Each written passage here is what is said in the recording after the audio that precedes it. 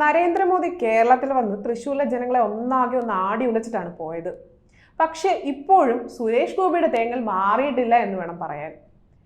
ഇത്തവണയെങ്കിലും തൃശ്ശൂർ കിട്ടിയില്ലെങ്കിൽ നാണം കെട്ട് നാറും എന്നുള്ളത് ഈ ഒരു യാഥാർത്ഥ്യമാണ്. സ്ത്രീശക്തി മോദിക്കൊപ്പം എന്ന പരിപാടി ശോഭന വന്നത് സുരേഷ് ഗോപിക്ക് തെല്ലും ഒരു ആശ്വാസം പകരുന്നുണ്ട് എന്നാണ് കരക്കമ്പിയും. നകുലേട്ടന്റെ സ്വന്തം ഗംഗ വന്നു എന്നാണ് സോഷ്യൽ മീഡിയയിൽ അടക്കം ആഘോഷമാക്കിയിരിക്കുന്നത്. പക്ഷെ മോദിയുടെ ലക്ഷ്യം സുരേഷ് ഗോപിയെ ജയിപ്പിച്ച് തലപ്പത്തിരുത്തുക എന്നുള്ളതൊന്നുമല്ല. അത് വളരെ വ്യക്തമായ ഒരു കാര്യം തന്നെയാണ്. കേരളത്തിലെ ഹിന്ദു സമുദായത്തിന്റെ മാത്രമല്ല ക്രൈസ്തവ വോട്ടുകളും എങ്ങനെയും പെട്ടിയിലാക്കാം എന്ന ലക്ഷ്യത്തോടെയാണ് മോദി ഇറങ്ങി പുറപ്പെട്ടത്. അതേപോലെ പരമാവധി സ്ത്രീകളെ പല വാഗ്ദാനങ്ങളും കൊടുത്ത് അവരെയും ചാക്കിലാക്കാം എന്നും മോഹിക്കുന്നുണ്ട് മോദി. അതിനുവേണ്ടിയാണ് ഗ്യാരണ്ടി എന്ന അലറി വിളിച്ച് പ്രധാനമന്ത്രി വേദിയിൽ നിറഞ്ഞാടിയതും സ്ത്രീശക്തി മോദിക്കൊപ്പം എന്ന പരിപാടി ആഹ്വാനം ചെയ്തതും. ഇനി വരും ദിവസങ്ങളിൽ പ്രമുഖ ദേശീയ നേതാക്കളും തൃശ്ശൂരിൽ എത്തുമെന്നാണ് ലഭിക്കുന്ന സൂചനകളും. അതുപോലെ സുരേഷ് ഗോപി ജയിച്ചാൽ കേന്ദ്രമന്ത്രി ആക്കാം എന്നൊക്കെയാണ് വാഗ്ദാനങ്ങളും നൽകിയിരിക്കുന്നത്. ഇതെല്ലാം കേട്ടും കണ്ടും കണ്ണുമഞ്ഞളിച്ച സുരേഷ് ഗോപി അതിന്റെ ഉന്മാദ ലഹരിയിലാണെന്ന് വേണമെങ്കിൽ പറയാം. എന്നാൽ ഇടതുപക്ഷവും ശക്തമായ ഒരു സ്ഥാനാർത്ഥി ഉണ്ടെന്നുള്ളത് ഇവർ ആലോചിക്കുക പോലും ചെയ്യുന്നില്ല എന്നുള്ളതാണ് വാസ്തവം.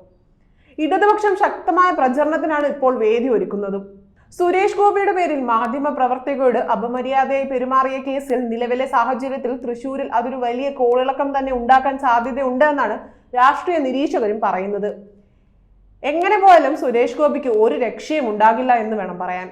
പിന്നെ ക്രൈസ്തവ വിഭാഗത്തെ ഒപ്പം നിർത്താൻ BJP നടത്തുന്ന നീക്കം വലിച്ചാൽ തൃശ്ശൂരിന്റെ മാത്രമല്ല കേരളത്തിന്റെ ചരിത്രം കൂടെയാണ് മാറാൻ പോകുന്നത്. പക്ഷെ അത്തരമൊരു മാറ്റമാണ് സംഘപരിവാർ ആഗ്രഹിക്കുന്നതെങ്കിൽ കേരളത്തിൽ ഒരു കാരണവശാലും താമര വിരിയിക്കില്ലെന്ന വാശിയിലാണ് ഇടതുപക്ഷ പ്രവർത്തകർ മുന്നോട്ട് പോകുന്നത്. മുൻ മന്ത്രി VS സുനിൽകുമാറിനെ മത്സരിപ്പിക്കണമെന്നതാണ് CPM അണികൾ ആഗ്രഹിക്കുന്നത്. ഈ താല്പര്യം CPI നേതൃത്വത്തോട് CPM നേതൃത്വവും തുറന്നു പറഞ്ഞിട്ടുണ്ട്. മികച്ച പ്രതിച്ഛായയുള്ള VS സുനിൽകുമാർ രംഗത്തിറങ്ങിയാൽ പിന്നെ മത്സരം സുരേഷ് ഗോപിയും സുനിൽകുമാറും തമ്മിലാകാനാണ് സാധ്യത. അതുപോലെ സിറ്റിംഗ് MP ആയ TN പ്രതാപൻ ജനകീയനാണെങ്കിലും രാഷ്ട്രീയ സാഹചര്യങ്ങളും കോൺഗ്രസിന്റെ ഇപ്പോഴത്തെ അവസ്ഥയും വെച്ച് നോക്കുകയാണെങ്കിൽ അദ്ദേഹത്തെ സംബന്ധിച്ച് വലിയ വെല്ലുവിളി തന്നെയാണ് എന്നുള്ളതും എടുത്തു പറയാതിരിക്കാൻ സാധിക്കുന്നില്ല.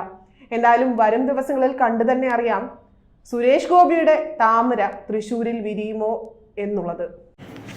കൂടുതൽ വാർത്തകൾ അറിയുവാനായി ഈ ചാനൽ സബ്സ്ക്രൈബ് ചെയ്ത് ഫോളോ ചെയ്യുക.